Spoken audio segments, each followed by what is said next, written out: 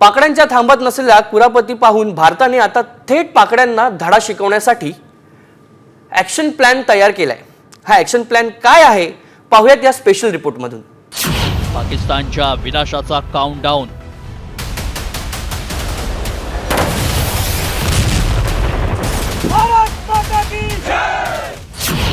भारत आक्रमक, action plan तयार।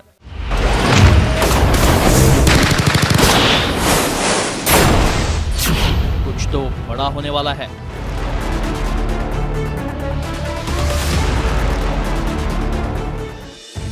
पहलगाम हल्ल्यानंतर भारत सरकार ॲक्शन मोडवर आलंय, तर दहशतवाद्यांना वेचून वेचून ठेचण्याचा इशारा आज पंतप्रधान मोदींनी दिलाय। एवढंच नाही तर राष्ट्रीय सुरक्षा, संरक्षण आणि परराष्ट्र धोरणांशी संबंधित मंत्रिमंडळाची उच्चस्तरीय बैठक झाली।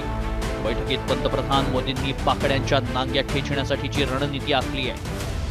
दहशतवादाला सडेतोड उत्तर देणं हा आपला राष्ट्रीय संकल्प।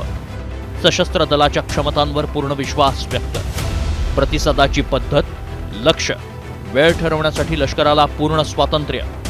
पहलगाम हल्ल्यानंतर पंतप्रधान मोदींनी दहशतवाद्यांना पाठबळ देणाऱ्या पाकड्यांविरोधात आक्रमक भूमिका घेतली आहे। अब आतंकियों की बची खुची जमीन को भी मिट्टी में मिलाने का समय आ गया है। त्यातच CCSच्या बैठकीपूर्वी पाकड्यांविरोधात मिशन बदला सुरू करण्यापूर्वी भारतानं काश्मीरात 48 पर्यटन स्थळं बंद करण्याचा निर्णय घेतलाय।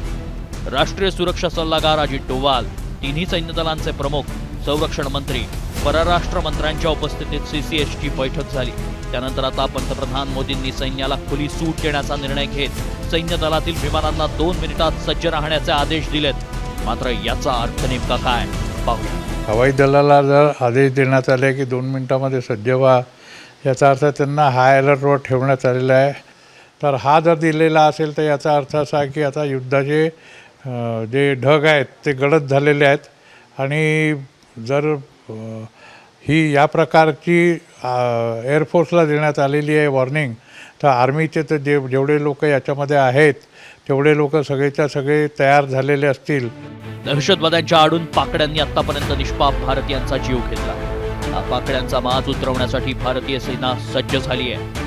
एवढंच नाही तर सरकारनं सैन्याला खुली सूट दिल्यानं युद्धासोबत पाकड्यांचा विनाश अटळ आहे। रिपोर्ट साम टीव्ही। भारत माता की जय।